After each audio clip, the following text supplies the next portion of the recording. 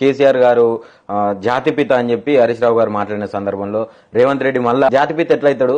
జాతిపితకు మందు వాసన తెలుస్తుందా? ఈయనకు మందు లేకుండా అసలు కింద ఇప్పుడు మరి కేసీఆర్ గారికి బాటిల్ అడిగి మందు పోసి గ్లాసులు పోసి ఇచ్చిండా, లేకపోతే వాసన నోట్ల నోరు పెట్టి ఇట్లా చూసిండా? మరి ఎక్కడి నుంచి వస్తుంది నాకు వాసన? నాకు అర్థం అడుగుతున్నా.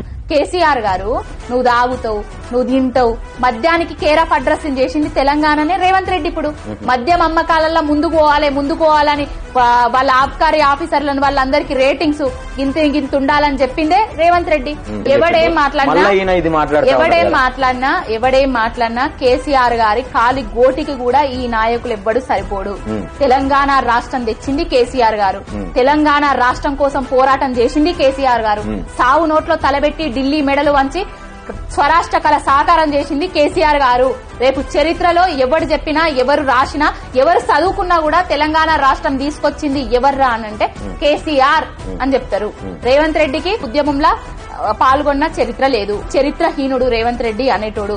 దేశానికి గాంధీజీ ఎట్లనో, ఆంధ్రాకు పొట్టి శ్రీరాములు ఎట్లనో, తెలంగాణకు కేసీఆర్ గారు గట్ల. ఎవ్వడు ఆయన మీద ఏదో చేయాలని చూసినా వాని మీదకే పోతుంది తప్ప ఏం లేదు. ఇలా కేసులకు భయపడతామా తమ్మి? పోరాటంలో నుంచి వచ్చిన బిడ్డలం మనమందరం. పోరాటం చేసే తెలంగాణ రాష్ట్రాన్ని సాధించుకున్నాం. రాష్ట్రం నాశనం అయితే అంటే గమ్ము నూకుంటామా మనమందరం?